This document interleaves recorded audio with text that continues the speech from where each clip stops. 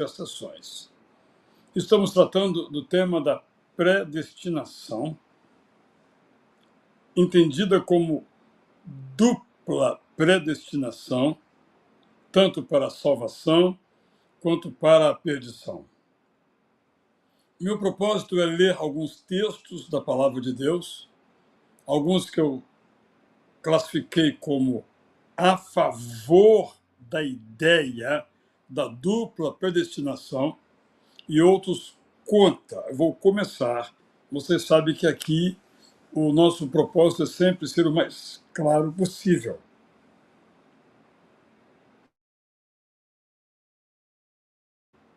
Se porventura não terminarmos,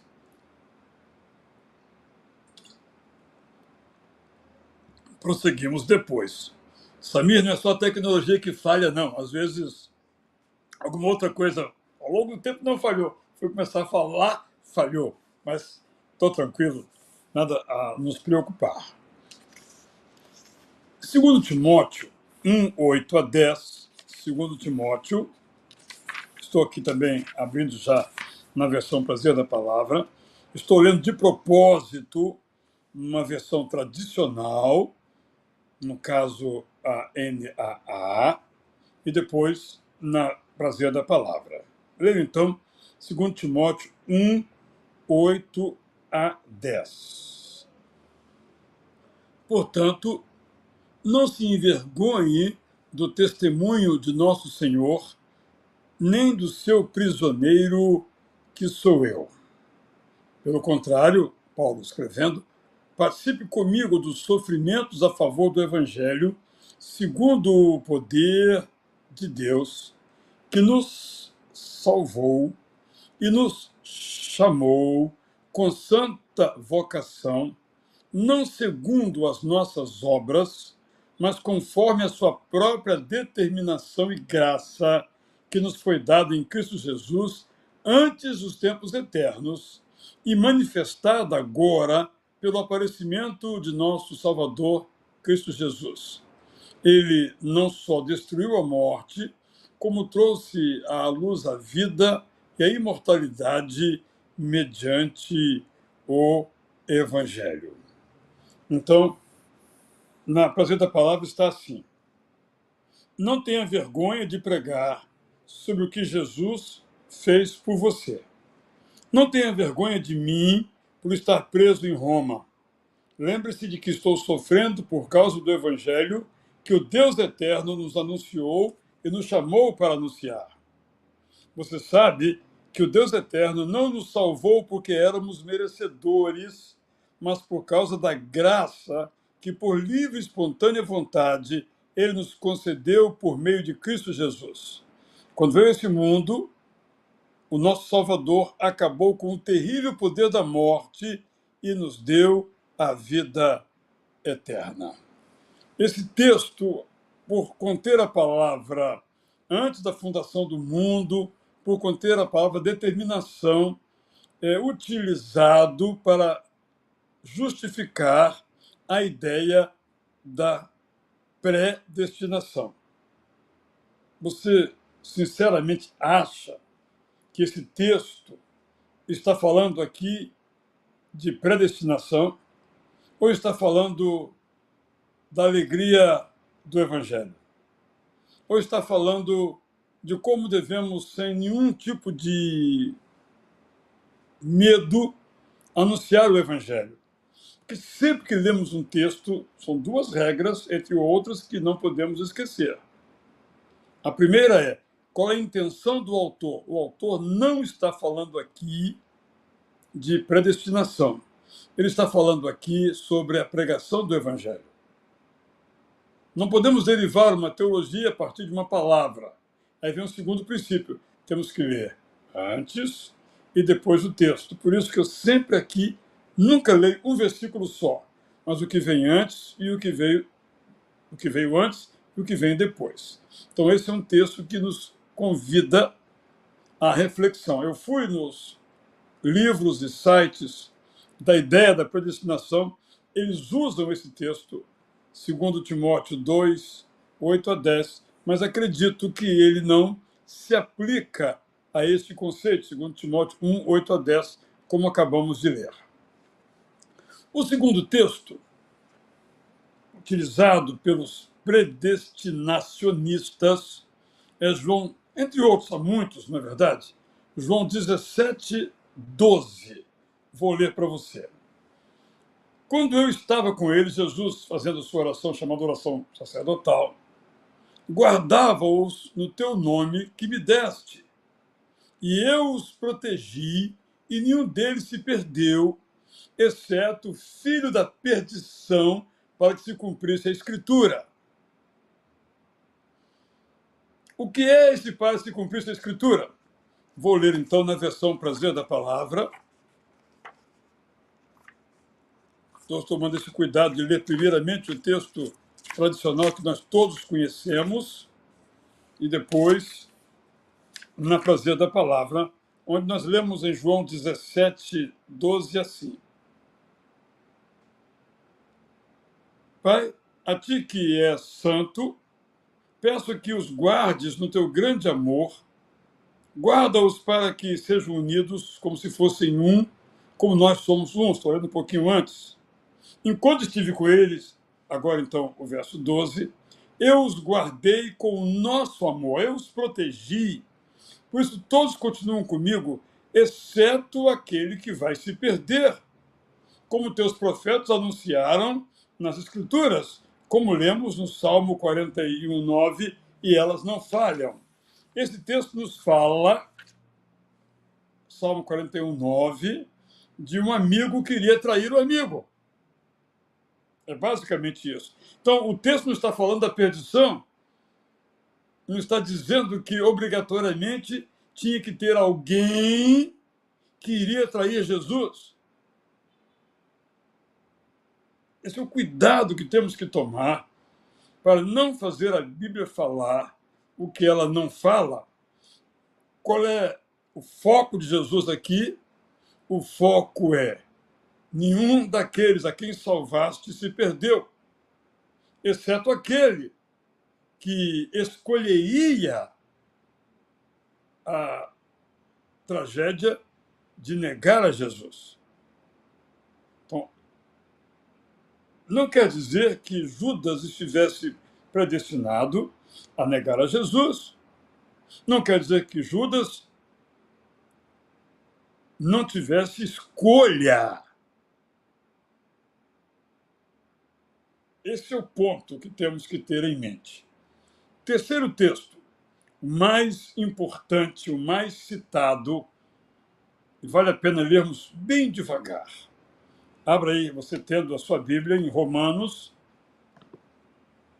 capítulo 8. Já vou aqui me acercar também da Prazer da Palavra. Um texto magnífico que tem um propósito. Novamente, qual é o propósito de Paulo? O propósito do apóstolo Paulo é nos falar que todas as coisas convergem para o bem daqueles que amam a Deus. Em outras palavras, o propósito do apóstolo Paulo é pastoral. E aí, às vezes, nós nos vemos traçando uma teologia organizada, chamada sistemática, de um texto que não tem essa intenção. Mas, mesmo assim, vamos ler. Sabemos que todas as coisas cooperam para o bem daqueles que amam a Deus, daqueles que são chamados segundo o seu propósito de Deus. Pois aqueles que Deus de antemão conheceu, ele também predestinou para serem conformes à imagem de seu filho, a fim de que ele seja o primogênito entre muitos irmãos. E aos que predestinou, a esses também chamou. E aos que chamou, a esses também justificou. E aos que justificou, a esses também glorificou. Vamos ver aqui a sequência. Primeiro verbo, conheceu de antemão. Está claro? segundo verbo, predestinou para serem conformes à imagem e semelhança de Deus. Predestinou para a salvação. Nenhuma palavra aqui sobre predestinação para a perdição. Mas qual é o primeiro verbo? Aqueles que de antemão conheceu. Então ele predestinou. Terceiro verbo, chamou. Verso 30, e aos que predestinou, a esses também chamou. Aos que chamou, o próximo verbo, ele justificou, isto é, salvou. E aos que salvou, a esses também glorificou. Na prazer da palavra está assim.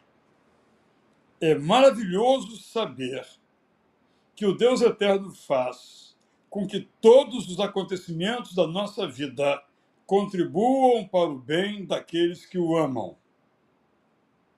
Por amor, o Deus eterno desejou que vivêssemos na plenitude da sua vontade.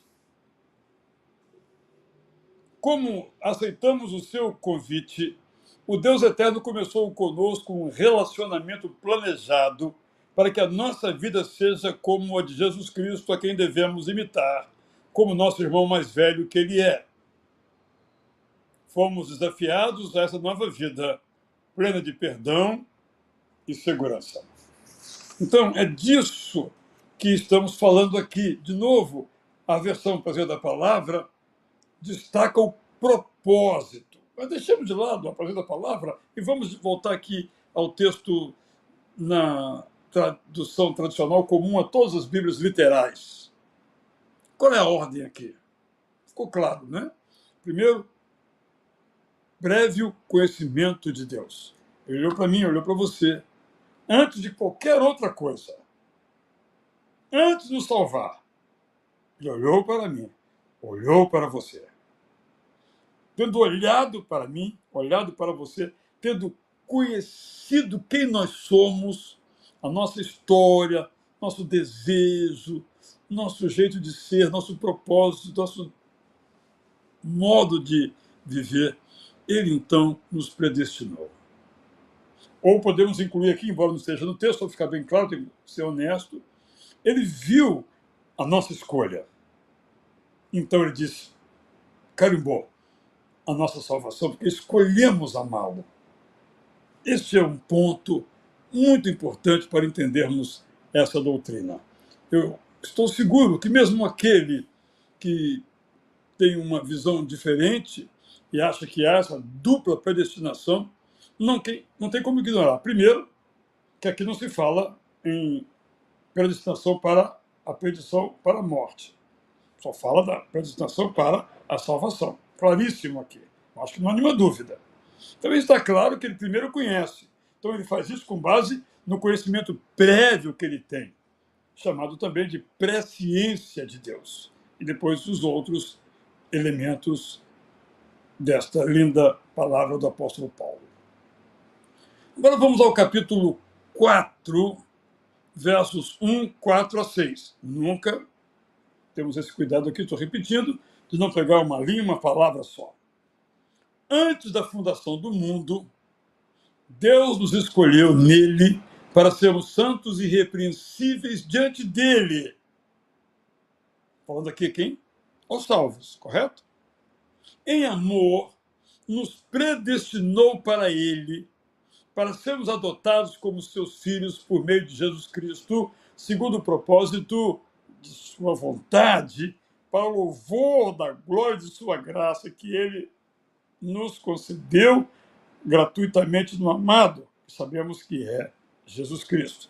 De novo aqui, claro, vamos guardar aqui essa expressão, antes da fundação do mundo, e aqui de novo nós temos Deus nos predestinando para a salvação, para a santidade, para a irrepreensibilidade da nossa vida, para viver segundo o que Deus espera de nós. Nenhuma palavra, nenhuma situação, nenhuma insinuação aqui nesse texto sobre predestinação para a perdição. Eu vou ler, então, na versão Prazer da Palavra, que é um poema. Isso aqui é um poema. Na sua versão, a mensagem, Eugene Peterson alcança, assim, o auge da beleza quando parafraseia esse texto. Eu fiz do seguinte modo. Eu começo no 3. Eu começo essa carta, diz o apóstolo Paulo, louvando ao nosso eterno Pai e ao nosso Salvador Jesus Cristo. Louvamos ao Deus eterno, porque por intermédio de Jesus Cristo temos recebido todo tipo de bênção. Todo tipo de bênçãos, no plural, perdão. Bênçãos que nascem nos céus e nos alcançam. Bênçãos que nos capacitam a viver de modo puro e irrepreensível, que é como Deus aprova. Louvamos ao Deus eterno, versos 5 e 6, porque por intermédio de Jesus Cristo, ele mostrou o seu amor para conosco e por causa desse amor decidiu nos adotar como seus filhos. Nós o louvamos para celebrar a beleza dessa graça, graça que ele nos ofereceu gratuitamente por intermédio de Jesus, a quem tanto amamos. Portanto, um dos textos essenciais não fala em dupla predestinação. Fala apenas que antes da fundação do mundo, Deus nos escolheu para uma vida santa. Está indicando aqui que o propósito de Deus sempre foi, antes mesmo de criar o mundo e nos criar, é que quando então fosse o mundo criado e nós então colocados nesse mundo, é que nós vivêssemos para a glória dele. Vamos a um outro texto agora, 1 Pedro 2,8, vou abrir já logo aqui na Prazer da Palavra, que é um texto que cita um outro texto do Antigo Testamento.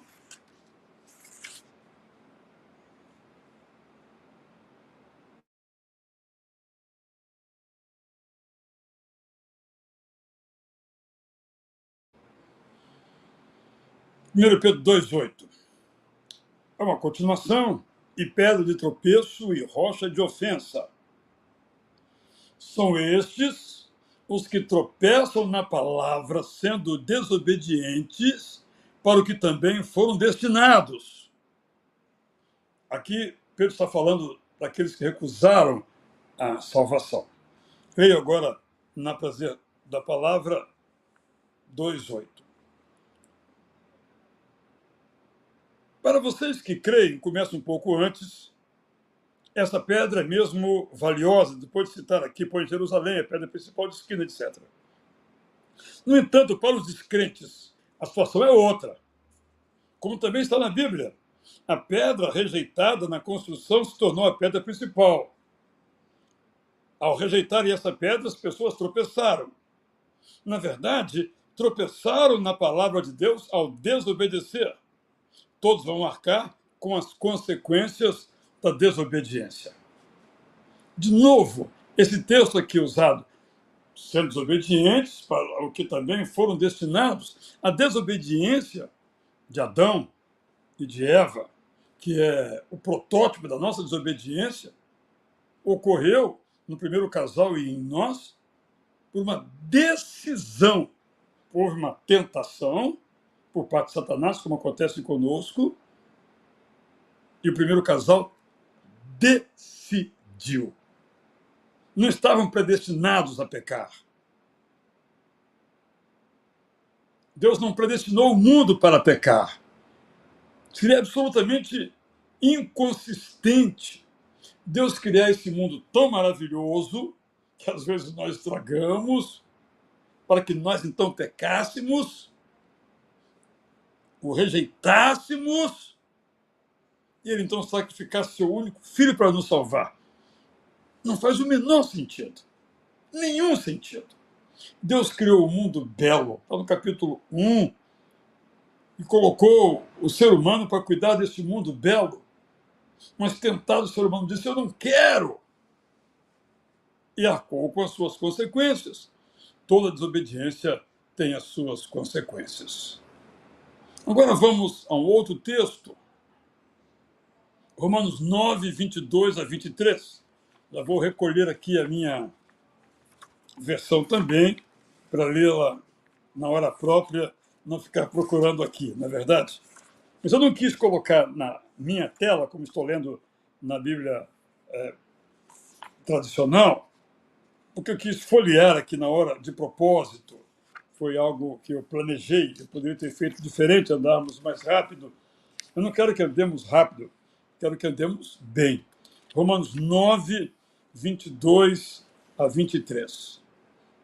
Que diremos se Deus, querendo mostrar a sua ira e dar a conhecer o seu poder, suportou com muita paciência os vasos de ira, preparados para a destruição, a fim de que também desse a conhecer as riquezas da sua glória nos vasos de misericórdia, que de antemão preparou para a glória. De quem Paulo está falando? Qual é o assunto do apóstolo Paulo no capítulo 9? Os judeus. Capítulos 9, 10 e 11 da carta de Paulo aos Romanos trata dos judeus. Só para termos bem clareza, portanto, a esse respeito.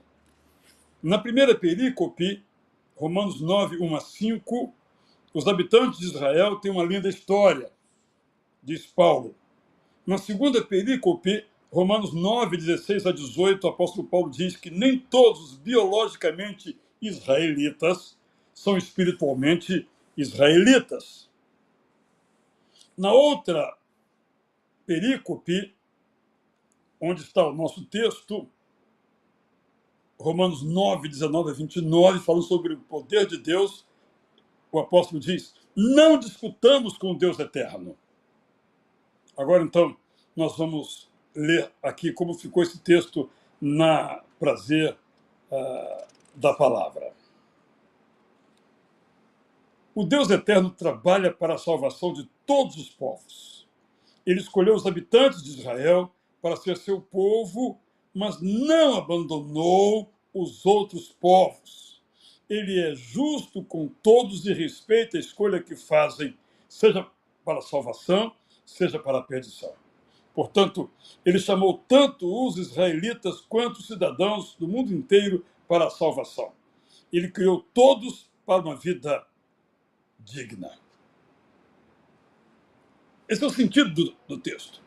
Vamos pensar aqui nessa tradução tradicional em que ele fala assim: suportou com muita paciência os vasos de ira.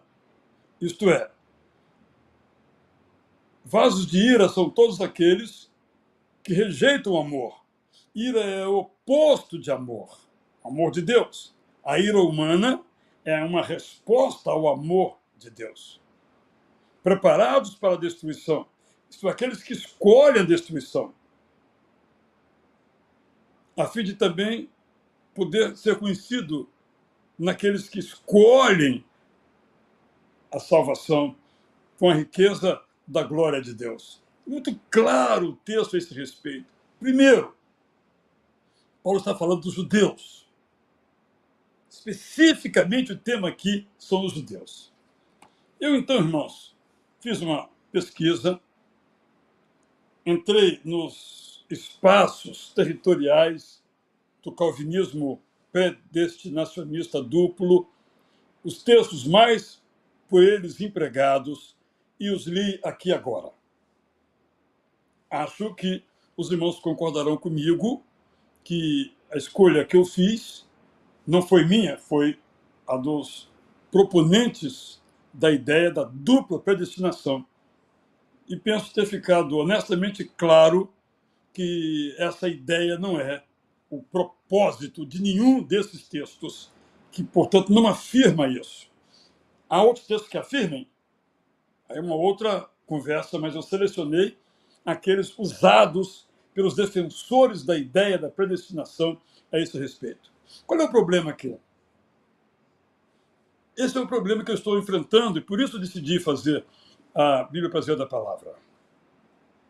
Palavras muito antigas, vasos de ira, que são maneiras antigas de se dizerem as coisas e que são metáfora. O que é um vaso de ira? Alguém sabe dizer o que é um vaso de ira? O que é um vaso para nós? Onde nós colocamos a água, ou sobretudo planta com água. Para nós é o uso mais comum de vaso. É isso que o texto está dizendo? É claro que não. Pessoas de ira. Isso é pessoas sem amor, pessoas que não amam a Deus. É um texto claro a esse respeito. Quem não ama a Deus escolheu não amar a Deus.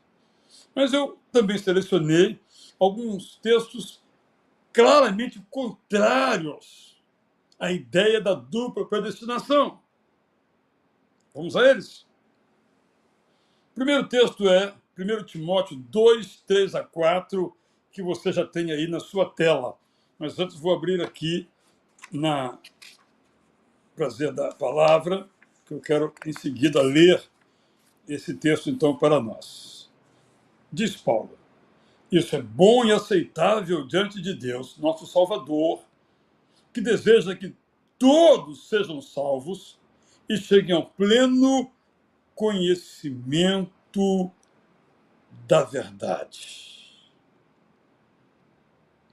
É isso que o texto diz. Deus, nosso Salvador, deseja que todos os seres humanos sejam salvos e cheguem ao pleno conhecimento da verdade. Esse texto, na prazer da palavra, está assim. Eu fui no segundo livro de Timóteo, vou ter que correr aqui rapidinho para o primeiro. Vamos então aqui a esta leitura. 1 Timóteo 2, lemos assim. O Deus eterno nos aprova quando oramos com essa intenção. Verso 3. 4. O propósito do nosso Salvador é que todas as pessoas sejam salvas e cresçam no conhecimento da verdade. Lembra quando eu falei do TULIP, T-U-L-I-P, em que mencionei nesse acróstico a doutrina chamada do calvinismo estrito, em que nós aprendemos sobre o T de total depravação, nós também lemos o L, Limited Atonement, expiação ou salvação ou perdão limitado. Limitado a quem? Aos que foram previamente escolhidos. Então, o calvinismo estrito lê esse texto assim. Deus deseja que todos os que já foram previamente escolhidos sejam salvos e cheguem ao pleno conhecimento da verdade. Podemos fazer isso? Incluir essa frase aí no texto? Acho que não podemos. Segundo texto, que vou ler. 1 João 2,12. 1 João 2,12. Está aí na sua tela. Ele é, Jesus, a propiciação pelos nossos pecados. E não somente pelos nossos pecados, mas também pelos pecados do mundo inteiro. Então eu vou ler aqui também na prazer da palavra, 1 João 2, vamos lá, Israel, são muitos textos, mas é a Bíblia que temos que ler, não é? Não o meu ou o seu pensamento, né? Temos que ser muito transparentes e honestos a esse respeito. Jesus morreu em nosso lugar. Foi assim que ele nos perdoou. É assim que ele perdoa a todos os que aceitam o sacrifício que fez na cruz. A salvação é para todos os que creem. É para todos. Se torna efetiva em todos os que creem. Não naqueles que bem me quer, mal me quer, escolhido, não escolhido. Todos. Todos. Não temos como dizer outra coisa a não ser esta. O outro texto, o Evangelho de João, logo no primeiro capítulo, aquele lindo poema sobre a presença do Deus eterno conosco. Deixa aqui o volume dos Atos até Apocalipse e adentro aqui ao Evangelho de João. João, capítulo 1, verso 12 e 13, não é? Vamos ler então aqui. Mas a todos quantos o receberam, deu-lhes o poder de serem feitos filhos de Deus, a saber os que creem no seu nome, os quais não nasceram do sangue, nem da vontade da carne, nem da vontade do homem, mas de Deus. A todos quantos o receberam, deu-lhes o poder de serem feitos filhos de Deus, a saber, aos que creem no seu nome. Você sabe que o nome de Jesus é Jesus. O nome de Deus é Deus. Leio aqui, então, os versos 12 a 13. Felizmente, muitos homens e mulheres creram nele como Salvador e foram aceitos como filhos de Deus. A partir dessa fé, passaram a confiar no Deus eterno e a viver no estilo de vida guiado pela vontade do Pai eterno, não mais pela cultura do seu tempo, nem pelos próprios desejos. Mais um texto, 2 Pedro 3:9. 2 Pedro, agora no outro volume, né? Imagina que eu tiver 6 volumes, vai ser uma grande dificuldade. Mas fique tranquilo, se Deus quiser, é só Ele que sabe se isso vai acontecer de fato ou não. Nós teremos a Bíblia toda impressa. Estou nas mãos de Deus. 2 Pedro 3:9. O texto está aí, você já pode ir lendo e meditando a este respeito. O Senhor não retarda a sua promessa, ainda que alguns a julguem demorada. Aqui é a volta de Jesus. Pelo contrário, ele é paciente com vocês, não querendo que ninguém pereça, mas que todos cheguem ao arrependimento. Ou, na verdade, na versão presente da palavra, o Deus eterno é paciente e espera que todos se arrependam, deseja, né, que todos se arrependam e sejam salvos. Eu posso incluir aqui todos os que ele já escolheu previamente? Penso que não está na ideia do autor. Outro texto, vamos dizer assim, bastante esclarecedor, que nós sabemos todos de cor aqui, é o Apocalipse 3:20. Eis que estou à porta e bato. Se alguém ouvir a minha voz e abrir a porta, entrarei em sua casa e cearei com ele e ele comigo. Se alguém ouvir a minha voz, a mensagem de evangelização, a voz de Jesus está chegando à nossa vida. Podemos dizer sim, podemos dizer não. O que é que diz a teologia calvinista? Que a graça é irresistível. Quando Jesus bate a sua porta e você foi previamente destinado à salvação, você vai abrir. Está isso no texto? Esse é o problema que nós temos quando nós queremos adaptar a Bíblia ao nosso ensino. Porque nós é que temos que nos adaptar à Bíblia e ensinar tão somente o que a palavra de Deus nos ensina. Leio então aqui. Vejam que estou diante de vocês esperando que abram seus corações, me convidem a entrar, para que desfrutemos do prazer da companhia um do outro. Esse texto aqui, tanto no original quanto na minha versão, nos faz lembrar Timóteo, Zaqueu, né? Conhecemos bem a história. Agora, ao outro texto, João 3,16. Porque Deus amou o mundo de tal maneira que deu o seu único Filho para que todo que nele crê não pereça, mas tenha vida eterna. Eu posso colocar aqui, para que todo que nele crê, tendo sido para tanto predestinado, não pereça? Deus amou o mundo inteiro, mas só vai salvar aqueles que ele previamente destinou para a salvação. Disso que estamos falando. João 3,16, leio aqui, nem vou ler na da palavra, que é tão conhecido, praticamente a mesma coisa. Bem, como é que nós podemos equilibrar esses assuntos? Penso que há uma palavra que nos ajuda muito. Porque, de fato, irmão, irmã, Deus é soberano, né? E faz como ele quiser. E fim de papo, como nós dizemos, né? Então, penso que uma palavra nos ajuda muito. É a presciência de Deus, isto é, o conhecimento prévio. Deus sabe todos os nossos passos, todos, mas ele não os determinou. Ele sabe se eu vou escolher amá-lo ou rejeitá-lo. Ele sabe com quem eu vou me casar ou não vou me casar, com ninguém. Mas não determina com quem eu devo me casar ou se eu devo me casar. Deus sabe as escolhas profissionais que eu farei, mudamos tanto de escolhas profissionais, mas ele não determina, não está previamente determinado que profissão eu vou escolher.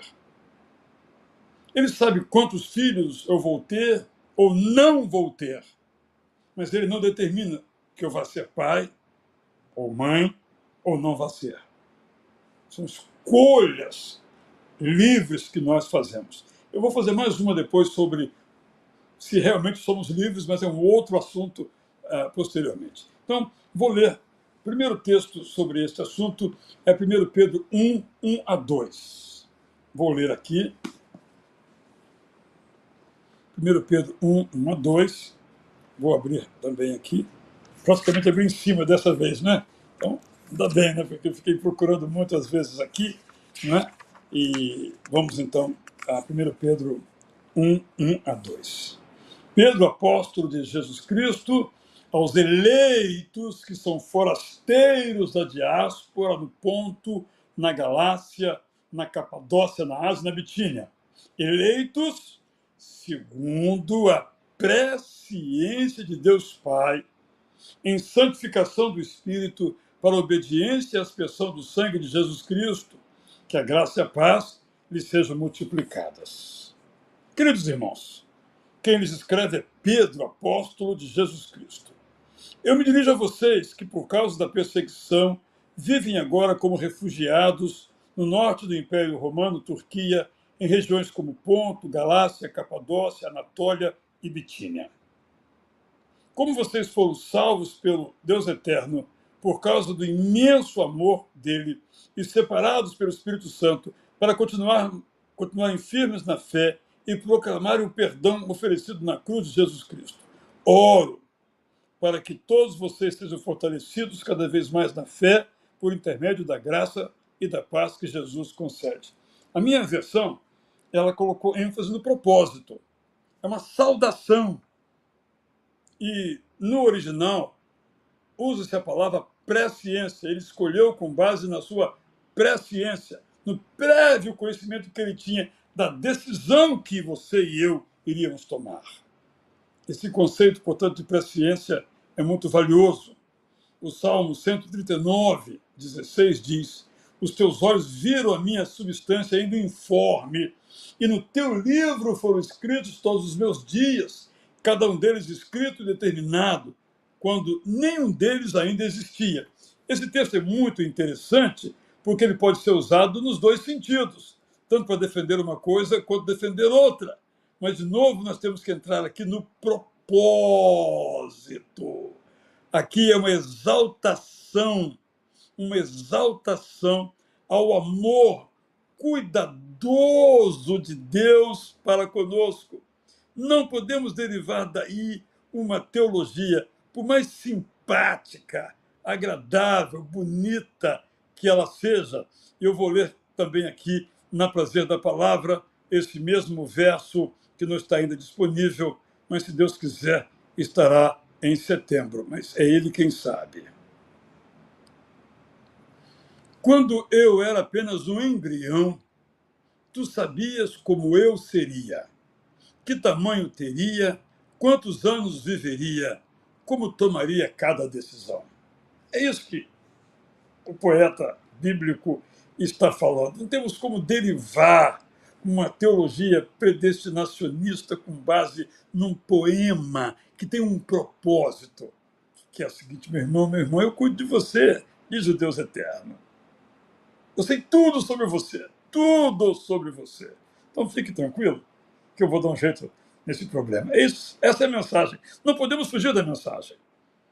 Outro texto é Atos 2, é o último que leio hoje, 22 a 24.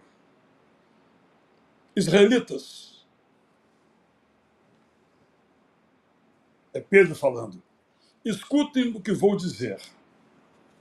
Jesus, o Nazareno, homem aprovado por Deus diante de vocês com milagres, prodígios e sinais, os quais o próprio Deus realizou entre vocês por meio dele, como vocês mesmos sabem. A este, conforme o plano determinado e a presciência de Deus, vocês mataram, crucificando-o por meio de homens maus. Porém, Deus o ressuscitou, livrando-o da agonia da morte, porque não era possível que fosse retido por ela. Leio aqui, então, na prazer da palavra, Atos capítulo 2, logo no comecinho do livro aí, dos Atos do Espírito Santo, como chamam alguns, ou Atos dos Apóstolos, versos 22 a 24. Escutem, israelitas, o que tenho para lhes dizer. Jesus de Nazaré foi um homem aprovado pelo Deus eterno. Vocês viram as maravilhas, os milagres, as coisas extraordinárias que ele realizou. Foi o Deus eterno que fez essas coisas por meio de Jesus. E disso vocês mesmos sabem. E o que fizeram? Vocês o mataram, crucificando-o com o auxílio de homens perversos. Nada disso estava fora do plano de Deus, que tem tudo sob o seu controle. Deus eterno ressuscitou Jesus, livrando-o de ser derrotado pela morte, porque era impossível que a morte o vencesse. Como nós conciliamos, portanto, a doutrina da salvação ou da eleição? Como escrevi no meu livro O Plano e o Caminho, quando a predestinação e o livre-arbítrio se encontram, que o plano geral de Deus, o plano e o caminho, daí o título, o plano geral de Deus é a salvação de todos os homens. Não a salvação de alguns, mas de todos os homens. Esse é o plano geral. Dado esse plano geral, nós escolhemos se vamos aceitar a salvação ou não. Deus nos fez para a salvação. Nós não criamos nossos filhos para uma vida feliz. Eles escolhem. Essa semana alguém me disse assim que uma jovem falou para o seu pai: pai, até agora o senhor escolheu a minha religião. Agora eu vou escolher a minha. Eu não sei o resto da história, mas o momento está em suspenso assim. Nós somos livres para dizer: vem, Jesus, salva-me. E somos livres para dizer: não quero. Quantas pessoas você anuncia Jesus, elas dizem: eu não quero. Eu não respeito. Eu lamento, meu amigo. Que tristeza, minha amiga. Deus, de igual modo, faz a mesma coisa. O plano dele é que todos sejamos salvos. Os brasileiros, os indianos, os chineses, os americanos, os afegães, os povos indígenas, todos sejam salvos. Daí a importância da obra missionária. Como serão salvos se nunca ouviram falar da salvação que Jesus oferece? A liberdade, portanto, que nós temos nos convida à obra missionária. Eu sei que aqueles que também são predestinistas trabalham na obra missionária porque querem alcançar entre os muitos povos aqueles a quem já Deus previamente destinou para serem salvos. Eles não sabem quem é e quem não é, pregam para todos. O evangelho é pregado a todos. mas só será aceito por aqueles, segundo essa perspectiva, foram previamente selecionados por Deus. Deus, nessa ideia, olhou para a história mundial, esse eu salvo, esse eu não, com base no seu critério de soberania. Quanto a isso, não é problema aceitar a soberania de Deus. O problema é não aceitar a liberdade humana. Então, aqueles que vão para o céu não escolheram ir para o céu. E aqueles que vão para longe de Deus também não escolheram, porque foram previamente para tanto determinados e selecionados. Aqui temos vários versículos da mesma irmã em Cristo, a quem tanto amamos, que são versículos mais ou menos tradicionais sobre o tema, não é? Vocês já leram aí, por exemplo, ela afirma que para crer precisa ter fé, e fé é dom de Deus. É um tremendo equívoco. Infelizmente, está baseado na leitura de Efésios. Vou abrir aqui para os irmãos, na versão brasileira da palavra. É um texto muito discutido teologicamente. Vou até abrir aqui na Bíblia tradicional para mostrar que esse texto realmente nos coloca, esse texto na tradução tradicional, repito, nos coloca grandes dificuldades. Mas eu vou ler também na outra versão, que é o verso 2, Efésios 2, 8 a 9, B. Vou ler A e B. Pela graça sois salvos. Estou lendo a versão antiga de propósito, corrigida, no caso aqui, a Almeida atualizada, antiga, 1992. Porque pela graça sois salvos mediante a fé. E isto não vem de vós, é dom de Deus. Irmãos e irmãs, dezenas de livros já foram escritos sobre esse isto. Lembro do isto é o meu corpo, que leva, então, os católicos romanos a acreditar que quando nós tomamos o pão e o vinho, aquilo se transforma em corpo de Cristo, porque Jesus disse, isto é o meu corpo. É a mesma questão aqui. Eu me debrucei sobre esse verso há muitos anos, já debati com amigos a esse respeito, e a dúvida é a seguinte: todos os helenistas, que são os estudiosos do grego, dizem o seguinte: não podemos ter certeza a que isto se refere. Veja bem, como está escrito, vou repetir. Porque pela graça sois salvos mediante a fé. E isto não vem de vós. Isto o quê? A salvação, a graça ou a fé? Então, vamos ver aqui na prazer da palavra. Porque eu já várias vezes preguei sobre isso, uma grande dificuldade com a palavra fé, que é pistes. E pistes não significa apenas fé salvadora. Significa fé, confiança. Não é mais a salvadora. Já fui salvo, agora eu confio no poder de Deus para A ou B. Fé, visão, ver aquilo que Deus fez ou fará, faz, é pistes. Fidelidade à palavra dele, todo aquele bem-aventurados os que são fiéis, seja fiel até a morte, a palavra é a mesma, pistes. Então, pistes tem vários significados. Aqui é fé salvadora, é pistes para a salvação, é fé para a salvação. Então, a versão presente da palavra, penso, esclarece este assunto e tira essa dificuldade. Vou ler logo do verso 8. Nós somos salvos por intermédio da fé que temos. Nós não conquistamos a salvação. Na verdade, ela é um presente do Deus eterno para nós. Se fosse conquistada, ficaríamos orgulhosos. Então, por exemplo, os pentecostais têm a ideia de que nós temos que operar a fé. E, de igual modo, os predestinistas. Embora eles digam que essa fé Deus nos coloca. Se ele não nos colocou essa fé, nós não vamos crer. De novo, não se está entendendo a palavra no seu significado. Aqui é uma frase: pela graça sois salvos mediante a fé. E a salvação, ou a graça, não é algo que vem de nós, é dom de Deus. E ao longo de toda a Bíblia, fé é um exercício humano. Como é que nesse texto não seria?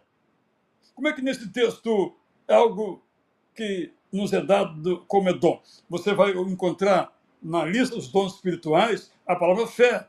Mas aqui é fé no sentido de confiança, embora a palavra seja uma só, pistes. Não é? Já mencionei esse aspecto aqui algumas vezes. E aí temos outros versículos da mesma Patrícia querida aqui, que realmente, quando nós lemos, não se sustentam, né? Esaú fez a sua escolha, ela cita o texto de Esaú, né? Esaú fez a sua escolha, e Jacó fez a sua escolha. Quem escolheu a Deus? Foi Jacó, embora errado, mas a salvação é por mérito, né? E quem não escolheu a Deus foi Esaú. Esse é o sentido, portanto, do texto. A Maria Celeste disse o seguinte: a predestinação é uma interpretação errônea da presciência de Deus. Eu penso que sim, né? Que a presciência de Deus nos ajuda a entender o capítulo maior da teologia, que é sobre a soberania de Deus. O fato de ele saber não quer dizer que ele determina. E aí nós temos alguns textos, Deus cria o mal. De novo, gente, problema de interpretação. Lá está falando o seguinte, Jeremias está falando assim: vocês estão me abandonando. Eu vou mandar o mal, isto é, a calamidade, o exílio para vocês. É isso que ele está dizendo. Não tem nada a ver com o mal ou o problema do mal. Não está ali nesse texto. Temos que abrir um pouquinho o horizonte para não pegar eu crio o mal. Não, eu estou dizendo, até o final, quando você lê Jeremias, até o finalzinho, o exílio estava lá. Se vocês se arrependerem, não vão para o exílio. Quando Jeremias chega ao rei Zedequias e dá a sua palavra, se arrependa. Entregou ele um livro contendo mensagens que ele pregou. O que Jeremias fez? Pegou um canivete e cortou o pergaminho em pedacinhos e colocou na lareira para queimar. Ao ponto de o assessor de Jeremias, chamado Abacuque não, teve que, o nome agora passou aqui, Baruque, né? Fiquei só com a rima, o Baruque teve que fazer de novo. Não tinha no computador, não tinha nada desse negócio, então eu teve que refazer o texto que estava perdido. Deus não cria o mal. Deus cria o bem. Ele criou o mundo e viu que tudo era belo. Não havia mal. Deus não criou o mal. Mas a Bíblia diz, não diz, é isso que eu estou dizendo. Alguns dizem assim, porque Lúcifer, a Bíblia não fala em Lúcifer. É uma tradução antiga que vem, na verdade, lá da Divina Comédia de Dante Alighieri. Não está na Bíblia isso, as pessoas creem do Lúcifer. Não está na Bíblia isso. Esse é o nosso problema. Então, penso que está claro aqui a este respeito. Bem, nós vamos terminar aqui e meu problema, irmãs, teológico, como eu abri lá no comecinho, depois se você puder ver a abertura, se você não viu, quando eu comecei lá no princípiozinho, no comecinho, antes de orar, eu comecei falando o seguinte: a nossa teologia determina o que nós fazemos. Se a minha teologia diz que eu sou indigno e nunca serei digno, eu nunca farei algo que agrade a Deus. Porque eu não creio que um dia vai conseguir agradar a Deus, por exemplo. Se a minha teologia diz que eu estiver no cinema, Jesus voltar, não vou para o céu, não vou ao cinema, e se eu for, vou ficar cheio de medo olhando para os ares a toda hora. Então, a minha preocupação é com a teologia que nos faz mal. Essa é a minha preocupação. Se a teologia não nos faz mal, mas a teologia da predestinação dupla, além de ser injusta com Deus, além de causar um mal-estar profundo, por que Deus não me escolheu? que escolheu A ou B, mas a mim não escolheu. Aí você tem alguém na sua família que não aceita o evangelho e diz: por que Deus fez isso com essa pessoa? E não a destinou para ser salvo, e a mim destinou. Eu até daria que ele escolhesse a ela, meu filho, e não a mim. Olha a confusão em nossa cabeça. Quando a Bíblia é muito clara. Deus deseja a salvação de todas as pessoas. E todas as pessoas que aceitarem, ele escreve o livro, no livro, esse nome. Isso é irrevogável. Isto é, para sempre. Espero ter contribuído aqui com esse tema. Mas eu voltarei a ele para falar sobre o tema da soberania divina e a liberdade humana. Será que existe mesmo a soberania divina? Será que existe mesmo a liberdade humana? Tema para um próximo encontro, se Deus nos der vida e oportunidade. Graça e paz para você. Fico com a música final. Eu vou correndo, porque